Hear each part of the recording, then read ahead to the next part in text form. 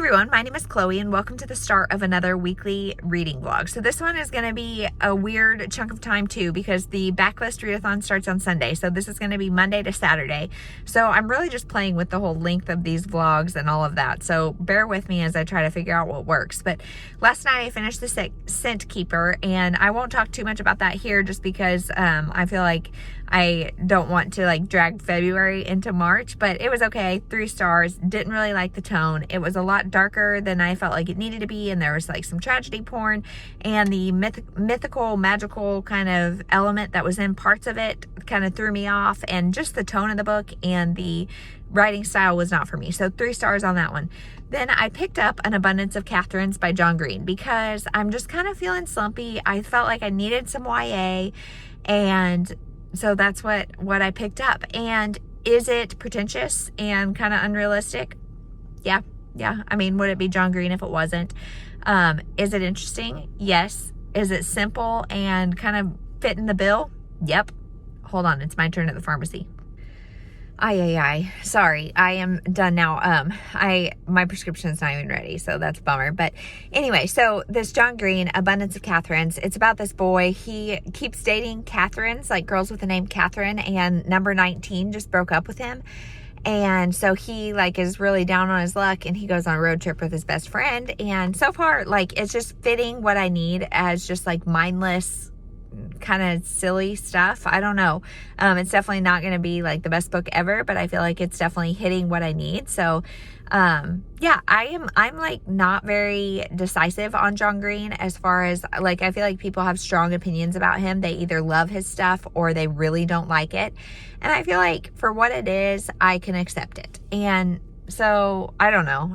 That's kind of just where I'm at with this book. So life-wise, you guys, Annie is getting teeth, I think, and so she was up so much last night. I woke up, I slept an hour and a half and then woke up to pump, and then she woke up and she was up from 1 to 4:30. I had her in bed with me and trying to get her to go to sleep, and she would go to sleep, but she is so loud and moves so much in her sleep. All you parents who co-sleep, I commend you, because I'm like, child, I need my space and I need you to stop talking. And last night she was laughing in her sleep. So that's weird. But long story short, I think I got 2 hours of sleep last night. And so I am so painfully tired and ready for these teeth to pop. She has one, and I think she's working on a couple more right now, and it is exhausting, you guys. So yeah, for that reason, I feel like my brain is in a little bit of a fog. But I also have had this weird rash on my chest and one of my shoulders, and it's been here for a couple days. It's just so itchy, and I have not changed anything. And I have sensitive skin, not hypersensitive skin, just sensitive skin, but I've never had eczema or anything like that. Nothing has changed. And so I'm what the heck is going on? So I get on Dr. Google last night, and it says it could be shingles. And so then I'm oh no, because that means I could give Annie chicken pox, because she has not had the vaccine, nor has she had chicken pox. So I'm oh goodness me, I need to go to the dermatologist. So I called at 8 o'clock this morning, and they were hey, yeah, can you come in at 10:45? When does that happen? And so yes, I can. So I put Annie down for a nap, and then Jeremy's got Ainsley. She's just coloring at the house, and so that is great. And so I am finished, and she said, no, it just looks like an allergy. I don't know what it's to, but basically the location on my chest and my shoulder, she said those aren't on the same nerve pattern, so it can't be shingles. So yeah, you guys don't care about all that. But so she gave me some steroid cream, and it's not ready. So bummer on that one. I'll just have to come back later. But otherwise, life-wise, today is Monday, so that means it's a new letter of the week. Today is letter T. I told Jeremy last night, I was hey, next time I say hey, I've got this great idea and I'm gonna do it with our 3-year-old every single week, just tell me no. Just tell me no, you guys. You guys too, keep me accountable. Tell me no, because Ainsley gets so excited about Mondays, and for Monday night tonight, we're gonna do muffin tin dinner with all letter of the week foods. So tonight we're gonna do some tuna, tofu, toast, tortilla, tomato, and then tropical fruit. I'm gonna put some frozen mango and pineapple or something. I don't know. So that's the plan for dinner. And she just like gets so excited. And the books where I do the dotted dots and the colors, like she just loves this letter of the week situation. But like, so that means last night I was stayed up late, like making all the letter cards and doing all this junk that I'm like, this was a terrible idea, but hopefully she's learning. And yeah, I don't know. So that is everything. I will check in later and let you know my final thoughts on An Abundance of Catherine's. Hey everyone, it is Tuesday and it's like 4:30 and we are all just getting up from naps. You guys just have been feeling like I'm like 85 years old. Like last night, I don't know what happened. I just know that it was the middle of the night and I woke up in pain. Like, oh my goodness, that hurt. And like my shoulder was just in so much pain. And like, I don't know if it was like a shoulder, Charlie horse or something like in my shoulder, because now it's really sore and I have no idea what happened. And so that is just like another dang thing, you guys. For some reason, I'm falling apart. I don't know what's going on. Last night I took Unisom because I was going to take Tylenol PM before bed, but I couldn't find any. So I took some Unisom, like one Unisom, because I'm super sensitive to everything, thinking it would help me sleep, because the night before I had slept so little. I was like, I just have got to, if I wake up in the night, I have got to figure out a way to go back to sleep. So it didn't help in that regard, but it did just make me so drowsy today. So then we put the kids down, and then I think I've been asleep like an hour or two. And even now, like I've got a headache and it feels weird. So if you have sleep problems, let me know. My husband is like borderline narcoleptic and I am the worst sleeper. So we'll see how our kids end up. But anyway, as far as reading goes, I really wanted to wait and update when I finished An Abundance of Catherine's by John Green. But like I said, I just fell asleep, so I didn't get it done. But I have like less than 50 pages and it's not as fun as I said like last time I updated. So it is very, very pretentious. Our main character is very annoying. He's been broken up with 18 out of 19 times by all these 19 Catherines that he's dated. And he's trying to figure out like this theorem for like a mathematical equation to figure out who's going to be the breakup-er and the breakup-e. And he's just a very big nerd. He's on this road trip and he meets this girl, and of course it's him, nerdy guy, socially awkward, wanting to end up with like the popular girl that everybody loves. And so it's a trope that you have seen many a times in YA and specifically in John Green. And he's just very whiny and like just very, very clingy, to the point that I'm like, I get it. He's a huge nerd, which is good, but it's just overdone, and I don't know. So as of now, I'm going to say probably 3 stars. There's also like weird things going on, like pig hunting and stuff, that I'm like, what is this adding to the story? I don't know. I can definitely see why it's not a fan favorite, and I'm kind of agreeing. So that is what I'm reading. I'll finish that tonight, but I'm still just in a weird funk where it's like after that, I probably won't pick up something else tonight. I'll probably wait till tomorrow, and I'm just really wanting a slower pace for reading. So now I'm going to go inside. It is like 65 degrees. This morning we went and played outside a little bit, but not as much as I wanted to. And then so we might play outside just a little bit more this evening. It's like 65 degrees. And so that is it. I will check in later.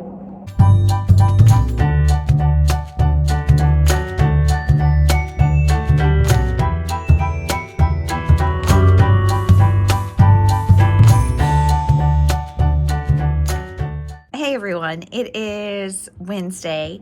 And again, it's like 4:30. I might be in the same outfit, even the same sweatshirt as I was last time I updated out here. I'm not even sure, but same situation. I'm just so tired, feel like a train wreck. I am desperate for some sleep and some R&R, and yeah, I don't know. So as far as reading goes, I finished An Abundance of Catherine's, and I was wrong about how many pages I had left. It was like 50 pages, but a whole bunch of that was like the appendix and stuff, and so I was like 10 pages from done last time I updated. So I don't really have any other thoughts to add, except it was okay. Gave it 3 stars. I see why people don't love it. It's not terrible. It's not good. It's just okay. So then I picked up Lady in the Lake by Laura Lippman, and this is a thriller about a woman who was dead in the lake. And so I guess the plot is trying to figure out who killed her or what's going on.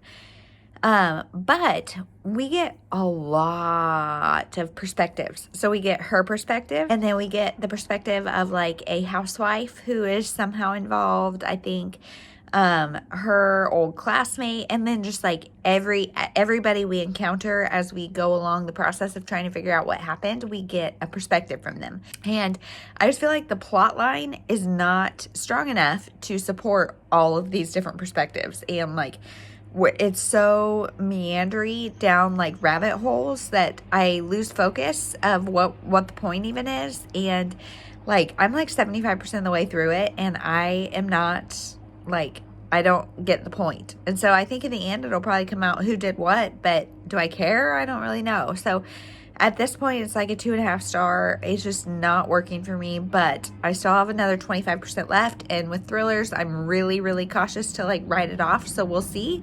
Life-wise, it is 73 degrees outside, you guys. It is beautiful right now. So me and the girls went on a hike this morning, and like it actually was trickier than I thought. I took Annie in the stroller, and Ainsley took her baby in the stroller, and it was pretty rocky and pretty hilly. So it was a little precarious at times, but we had fun and we were outside. And then this afternoon I went to the chiropractor just to see if we could get some of this stress. I just really hold stress in my shoulders and neck. And so this constant headache I've had is just all because everything is super knotted up. So that is everything. I will check in later and let you know what I think of Ladies in the Lake. Lady in the Lake.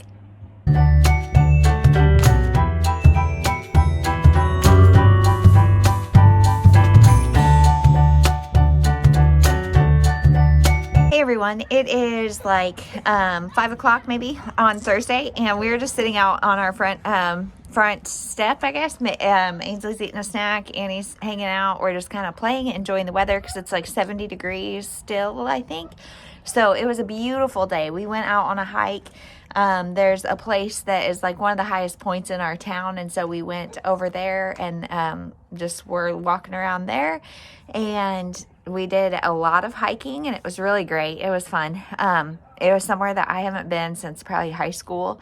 In fact, we used to go up there and drink, and it's the silliest place to do that because there's only one way up and one way down, and so underage drinking, like, it was just not a good idea. Not a good idea. Definitely 10 out of 10, do not recommend. But anyway, so that's what we've been doing today. As far as reading goes, I finished a whole bunch of things. So I finished the book that I was reading, which The Lady in the Lake or whatever, and I gave that 2.5 stars because, so basically this is advertised as a thriller. I think from the cover and from the title and all that, you would think it's a thriller, but it's really not, you guys. So basically this is a story about a black woman and a white little girl that are both found dead. And then our main character, she is the white lady trying to solve these crimes, kind of. So she is this like kind of society wife, and she's married to this wealthy white guy, and then she decides she doesn't want to do that. Like, she doesn't want to be in that relationship, so she leaves. And then she also decides she just wants to be a news reporter, and so she gets a job at the newspaper or whatever, just like because she wants to. No skills, nothing, just kind of inserts herself and everything works. And so then she's like kind of trying to find out what happened to this lady that was killed. And it is just so, like, so many tangents. And so every single person she meets has their story, like, has a perspective. And so, like, from the hot dog vendor or the barista or whatever, and the barista is telling the barista's story. It's not telling the story that's, like, applicable to anything else. And so then at times I'm like, wait, what is our storyline? Like, what are we supposed to be caring about? And it was very, very, very weird. And, like, there's kind of a twist in the end, but, like, I cared so little about the storyline that I didn't really care. So 2.5 stars on that. I did like, it's all set in the 60s, and I did like how it spoke about like race relations and things at that time, because our main character starts dating a black cop, and so there's a lot of talk about like the social commentary on that and what's kind of allowed and not allowed, and just the difference, what would have happened if the dead woman was white. And so I did appreciate some of that commentary. There's also some talk about Judaism and like just different things there, but that one I'm not sure exactly how well done that was. But 2.5 stars. I didn't like it, but I would definitely try more Laura Lippman. So then I picked up Mistletoe in Paradise by Jill Shalvis. This is 5.5 in her Wildstone series. However, I don't think these two characters have anything to do with anything else. So it's about James and Hannah, and it is a Christmas book, but it's very Christmas light. So they both are on this like boat with her stepdad. So their families used to always have Christmas together on this like yacht. And so it was her and James and his brother. And they were really, really close. And then something happened that tore James and Hannah apart. And so they had to split. It was a tragedy. And yeah, that just split them apart. So now it's many years later, and her parents have kind of split up, and they're both back, and they get stuck on this boat with the stepdad and that kind of stuff. So it's their second chance romance. I really liked it. I gave it 4.5 stars. I thought it was like the perfect amount of depth and steam and all of that for a novella. It like emotionally invested me, which is very, very hard to do, especially this was less than 100 pages. And she is a workaholic, and she is like, I think she might be in some sort of like medical law or something. And so she's like very, very tied to her job and her phone, and like her dedication to work is extreme to the point of everything else being kind of back burner, if at all. And so that work-life balance I thought was really interesting to hear about, and I very much enjoyed it. I think I give it 4 stars because I'm not going to remember it forever, but I really, really enjoyed my time reading it. I've enjoyed like all of the Wildstone series, so I'm not surprised. Then I picked up 1,000 Acres by Jane Smiley. So this is one that I got in my like surprise unboxing from my local used bookstore. And this is, I guess, like a King Lear retelling. I've never read King Lear, so I don't really know. But this is a story about a very rural family. They live on a farm where like, hundreds of acres is the minimum. And it's a lot of like gossipy about who has what, and just a very rural story. And you guys, it gives me anxiety to be at a farm in the country, and it gives me like some anxiety even to read about it. I really don't care. And they're talking a lot about just like different, the small town stuff, but like small town to the point of like very, very, very, very small town. And like a lot of things just about farm life. The dad is wanting to like make it a corporate thing, and there's 3 daughters. And so, I don't know. I'm like really not liking it. In fact, I think I probably should DNF it, but our main character is one of the daughters, and like her marriage and stuff is really interesting. And she's had a bunch of miscarriages, whereas her sister's had like a bunch of successful pregnancies and has a bunch of kids. And like, I think that part's kind of interesting, but overall, I just really kind of think this story will not be for me. So we'll see. I'm not very far into it at all, and we'll see if it can hold my attention. So that is everything reading wise. It's been kind of a productive reading 24 hours. So now I had planned to make like these a casserole for dinner, and I just don't feel like it because it's so nice. I want to spend every possible minute outside. So I think we might do like PB&J's for dinner, just something super casual. We haven't done that in a long time. So I think that's the plan. And yeah, I will check in later.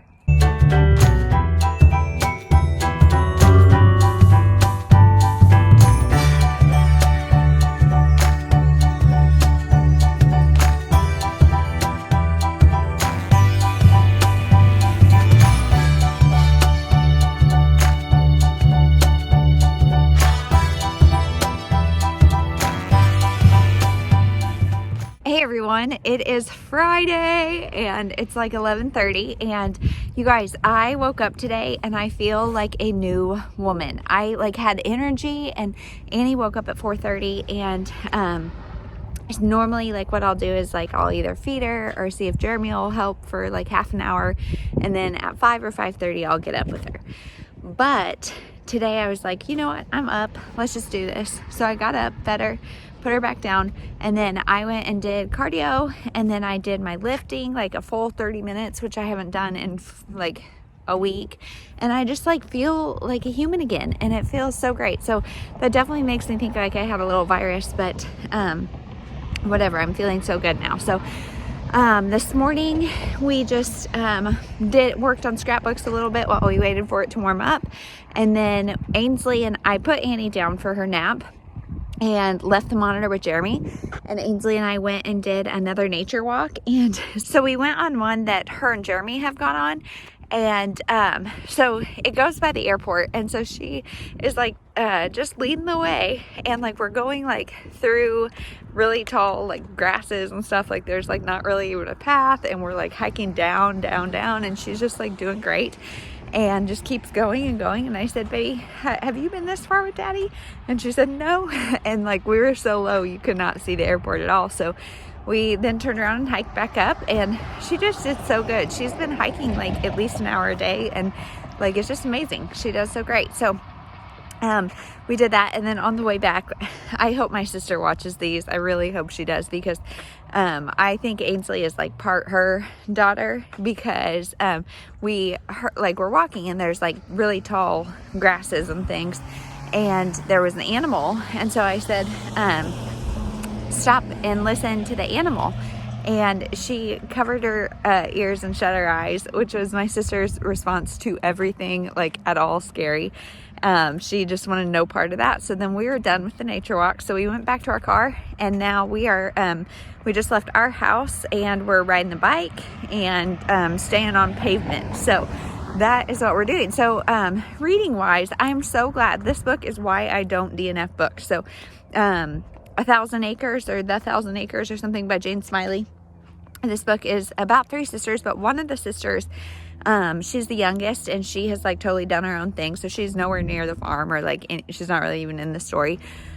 So it's 2 sisters, and their dad like decides that he wants to give them the farm, or like sell them the farm, or make them like the runners of the farm or whatever, and all his acreage. And it's just a lot, like we're finding out a lot about the dad's past. He's having a lot of like weird anger management issues. Like really this is just a family story, and like we're knowing a lot more about the relationships than we are about like the farming. And so I'm actually really enjoying it. I'm over halfway done, and yeah, I'm enjoying it quite a bit. I'm not sure, like there's some sexual abuse and stuff. No, we're gonna go this way, baby, because Annie's about to wake up. I'm not sure, there's like some sexual abuse and stuff mentioned, that we'll see where that goes. But I don't know, like this book is really like taking me for surprise. So I don't know, like I said, I don't know the story of King Lear, so I maybe need to look that up. But we'll see. So far so good. I don't know if I'll finish that today. As long as I'm done by like tomorrow night, that'll be good, because Sunday starts the Backlist Readathon. So the rest of the afternoon, it's actually kind of chilly still today, so it's almost noon. I don't think it's going to be as nice of a day, but we're going to stay outside until lunch. And then we had like a couple boxes of like I forget what the brand is, but they're like healthy Cheerios, and there were a couple boxes that I didn't know were back in the garage, and so I opened some this morning and they smell a little rancid, so we're gonna use them for crafts and things. So we might do that this afternoon. I don't know, we'll just see where the afternoon takes us.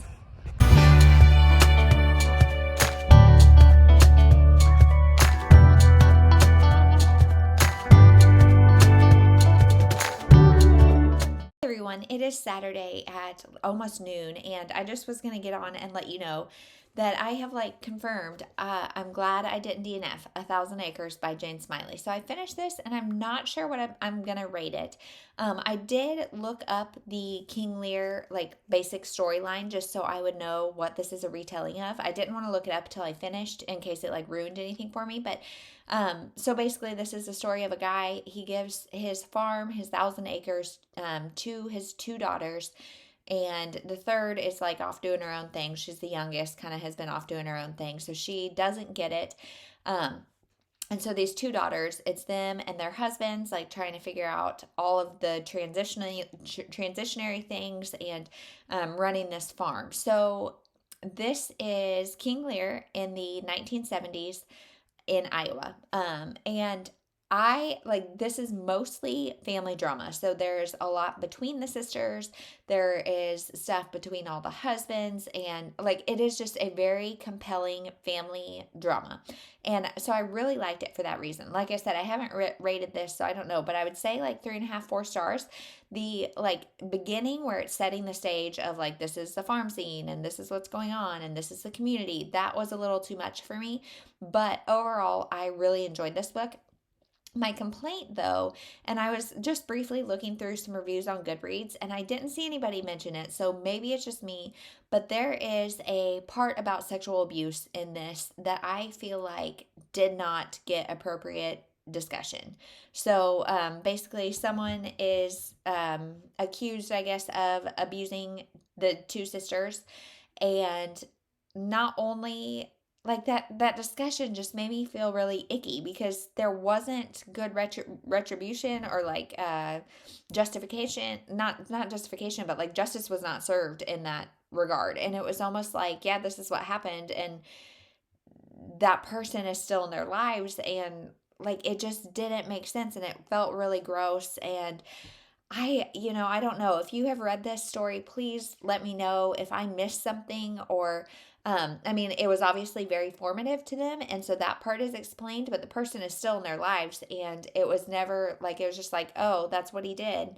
And to me, that's like, whoa, whoa, whoa, whoa, whoa. Like, no, that is not okay. And like, that needs to be like justice needs to be served, call the cops. And so, in which, I mean, I know there's probably nothing you can do this many years later, but regardless, I feel like that discussion was really dropped in an inappropriate way, and I wish there was more from that. So in the story of King Lear, the dad goes crazy, and that kind of happens in this one.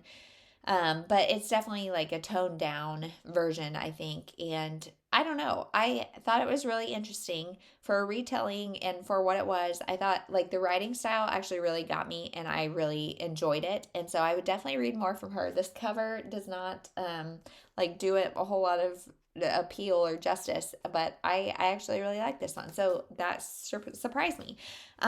So the other thing I picked up after that was Act Your Age, Eve Brown, I think. Now I'm like, I can't even remember, but I have this as a audio from NetGalley or from Libro FM that is an arc, and it comes out sometime here in the month of March.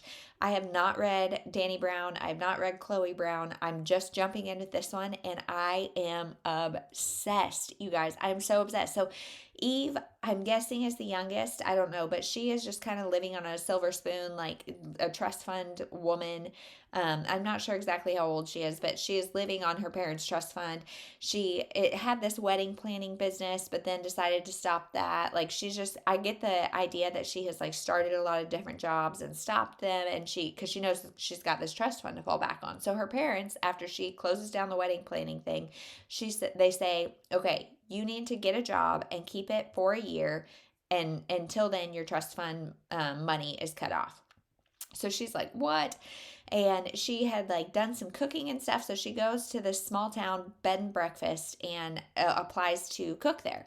And so it's her romance with the like owner of the bed and breakfast. And it's right now, it's just a very grumpy sunshine, and I'm loving it. I'm loving her. Like her personality is great.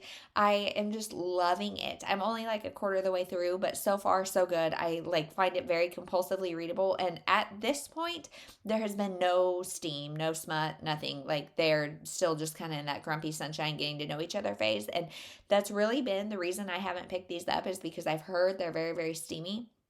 But so far, none of that. So I'm sure it's coming, but I like that like we're really getting the stage set for it. So I'm really enjoying that. I'm going to keep this vlog going. Tomorrow starts the Backlist Readathon, and I'm going to keep this going until I'm done with Eve Brown or whatever. So I may update tomorrow too. I don't really know. Today has just been just kind of a normal Saturday, getting stuff done around the house. Jeremy and Ainsley have been outside for a little bit while I have been filming a TGI Friend Day, and so I'm going to get a little bit more filming done, and then go downstairs and make lunch for everybody. And I don't know, we don't really have any plans for today, and I am loving that. So I will check in either tonight or tomorrow whenever I finish Act Your Age, Eve Brown, I think. Everyone, it is Sunday, so I'm just getting on here to let you know that I finished Act Your Age, Eve Brown, and I loved it. I gave it 4 stars.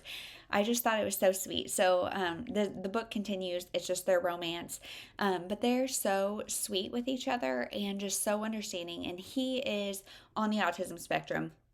And she kind of realizes as the book goes on and through learning about him and learning about the autism spectrum and stuff that she also is. And I just love that that's like not a thing. That's just part of who she is, and she's not at all like ashamed of that. Like Eve Brown, I've heard that these girls, Chloe, Danny, and Eve, are all strong women, and for sure she, like, her confidence is through the roof, and I love it. So I fully enjoyed my time reading this. My one complaint about it is there's like the trope of like, I'm pushing you away because I'm scared and insecure and I'm going to leave you before you can leave me kind of thing. And I just really, really hate that, especially in adults. It's like, come on, let's just talk about our insecurities. Like, we all have them. Like, don't push people away because, I mean, it just feels like a conflict that we have read over and over and over and over. But I love they both had like some learning disabilities. She had a stutter and I don't know exactly what was going on, but they both had things that were giving them insecurities in some ways, but the way they accepted and loved and cherished those things about each other was adorable and so like goals and just awesome. And I love that Eve never once like questioned herself, and I love that he totally like lusted after her and loved her and everything, not in spite of her appearance but because of it. She's plus size, she's got multicolored hair, like she is just totally who she is, and I loved that. And another thing I loved about it was he has this bed and breakfast, and he has like kind of supports of like weighted blankets available for people, different textures of bedding and things. Like, he's just very caring despite the fact that he's so grumpy, and like he calls her Evie as well as Sunshine, so it's very much a grumpy sunshine. I really enjoyed this book, and like I'm very eager to pick up the next ones. There are quite a few steamy times. They start around 50%, so thereabouts or somewhere, and it definitely gets steamy. So if you don't like that, maybe be aware. But you can also skip this, like, it's steamy chunks. There's like allusions to things, and there's like jokes that are crass or smutty or whatever throughout the book. But as far as like actual sex scenes, they're pretty easy to skim or skip if you want to. And so that is my thoughts on that, and that is kind of a wrap on the week. So now I'm going to start my first backlist readathon vlog. I don't know if it'll be one or if it'll be a lot, but that's what I'm going to do now. So I hope to see you in the next one. Thank you so much for watching. Let me know if you have read any of these books. In fact, I think Eve Brown maybe comes out on Tuesday, so that might be the day this comes out. I don't really know. We'll see. But that's it. I hope you have a great week, and we'll talk to you in the next one.